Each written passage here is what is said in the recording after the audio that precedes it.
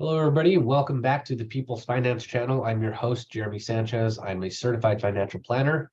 This channel is designed to boost your financial education.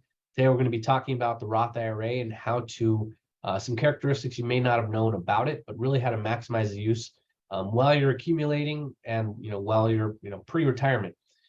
Just a couple disclaimers, always consult your own financial professional, your own CPA. These are just my opinions. They're not recommendations for entertainment purposes only. So housekeeping items, please like and subscribe, share, set the notifications, and then come on back because we're going to be putting out some content pretty frequently. Legal disclaimer, I'm in the industry. I always have to pump these out. So, past performance is not indicative of future results. But once again, we're not making recommendations. So take a snapshot of this and have fun with that. So first and foremost, with the Roth IRA, you will always want to make sure you're maximizing it. So almost every year, well, it feels like almost every year recently, they've been adjusting how much you can contribute into it on an annual basis. So, for 2023, it's now up to 6,500, and this is all from the IRS website. IRS has that's where you go for all this information. Last year was 6,000. After adjusting for inflation, it's now up to 6,500. So if you are 50 and older, you can actually get more into it. It's called a catch-up contribution. So you can actually do 7,500 if you're over 50 years of age. Same thing was true last year. It's about $1,000 more as these continue to adjust. So as long as you're eligible, and that's the key word, they're eligible, you'll have to really talk to your CPA, your financial advisor, or maybe you already know if you can qualify for a Roth IRA. Also, last thing is, it's not on the slide here, but if you haven't made your contribution yet for 2022, that's right, 2022, you can actually do it up until tax filing date or before you file your taxes, whichever comes sooner. So, let's assume tax filing date is April 15th this year of 2023. You can make your contribution up till then for your Roth IRA to count for 2022. So once we know the limits there, we want to always maximize that. And you might be saying, well, that's cash flow, or I might need that cash. If I put it in there, I can't get to it. And that's what this whole presentation today is about, is just because it's in your Roth does not mean it's gone. You have access to it. I wouldn't recommend dipping into it unless you need to, but I would encourage you to fund your Roth, and if you need it, we can access it without penalty. And I'll show you what I mean in a second here. So here are some of the rules to whether or not you will qualify. So they're all income based. So if you're married, filing jointly, if you're under 218 of take home or modified AGI, and this will be on your taxes, then you can get up to the full 6,500. If you're single and you're under 138, then you can get up to 6,500. So that's basically it. If you're under those two limits, you're good. If you're over 228, so I should have started here in the married filing section. If you're over 228, you can't get anything into it. So you'll have to utilize a backdoor Roth contribution or an IRA conversion. I'll do a presentation on that as well. If you're somewhere in between 218 and 228, it's a reduced amount. It's basically prorated. So you could get, if you're right in the middle, so call it, what is that, 10,000, so you're $5,000 into this, so 223, you can get approximately half of the 6,500. Or if you're over 50, half of the 7,500. All right. So now that we know this, that's good to know. We catch a lot of people in this circumstance here, even when they're with the big warehouse names. So be careful if you're with those big warehouse names. You see their commercials on TV all the time. Low cost leader. I don't even know what their jingle is, but if you're with them, we see this all the time. Married filing separately, individuals. I've yet to come across somebody that actually needs to file separately legitimately. If you have a reason, great, but just know this: your limit is $10,000. If you make over $10,000, you can't contribute to a Roth IRA. You have to use the IRA conversion or the backdoor Roth IRA process. That's a big no-no, and your CPA probably is not catching that, or you're doing it yourself. You have to be careful with that. So, so married filing separately, just be cautious because your income threshold is now reduced. Once again, consult your tax professional or your financial advisor. So as I mentioned, putting away, it's always a debate. Can I afford to put more money away to the Roth IRA? Or should I put it just to cash and build my cash position? Or if I put towards my Roth, I can't put towards my kids' education. There's always like, in some cases it's do I even need the Roth IRA? So if you put into a Roth IRA, you can get to it. Okay, lots of people don't know you can get to it without penalty. So this is from the IRS website as well. And this is all pre-59 and a half circumstances here. And where's this at? Education. So lots of people don't know this, but it follows for the most part a lot of the same rules and exceptions for as a 529 plan.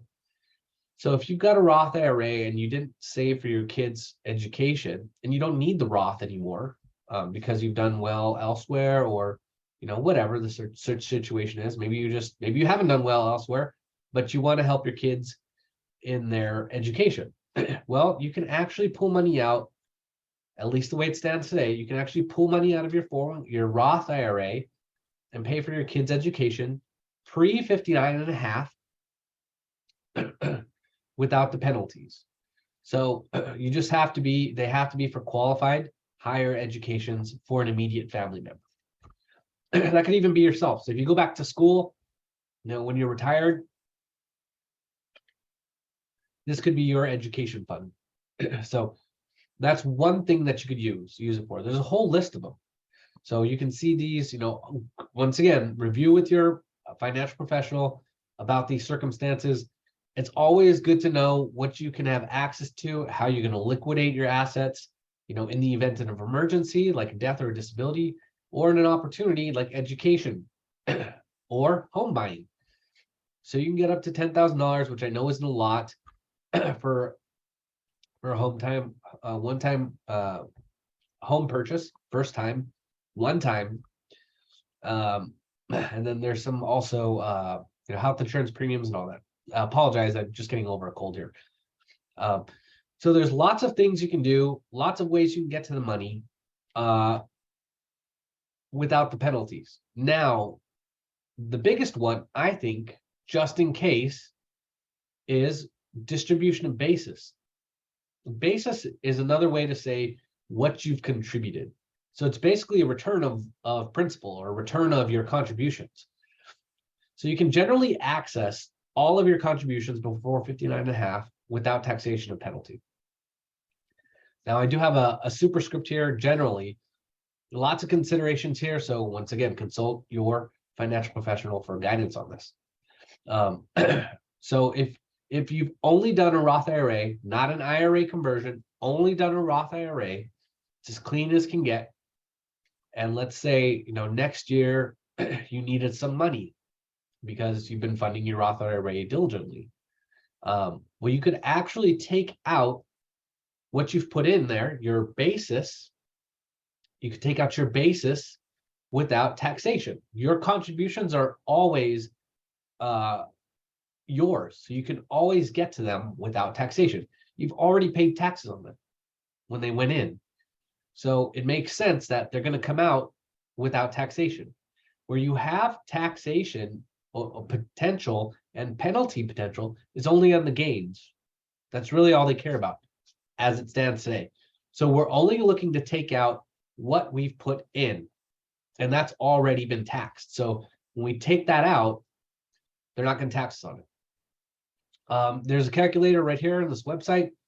Oh, it's the IRS website. It'll walk you through whether or not your contributions are going to be taxable, or your distributions from your Roth. It's called, is the distribution from my Roth account taxable? They made it pretty simple this year. So that is, you go through a series of questions and it tells you, what to look out for. But that's it.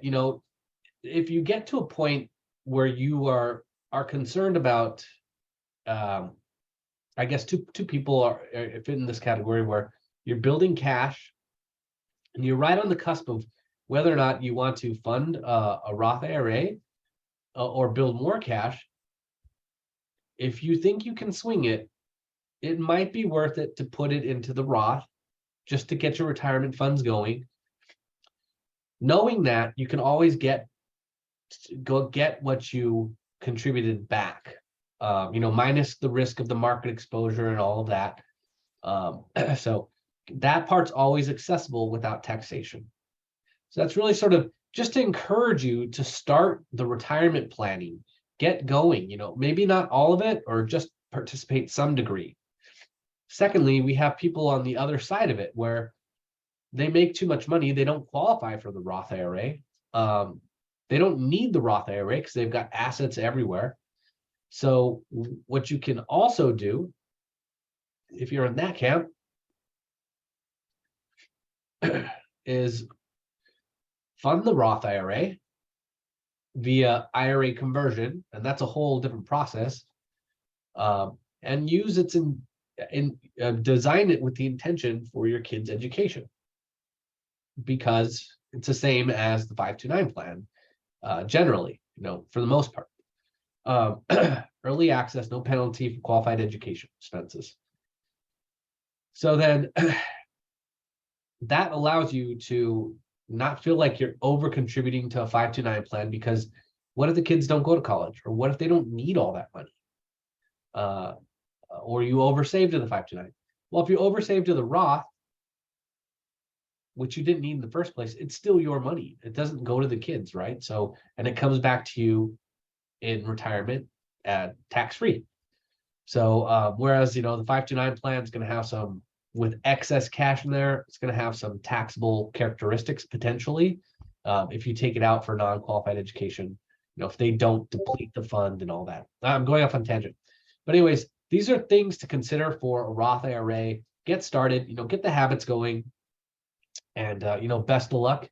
And we'll be back in a week or two with some new content. And I'll be pumping these out pretty often. So thanks for giving me your time today, and I look forward to seeing you guys again.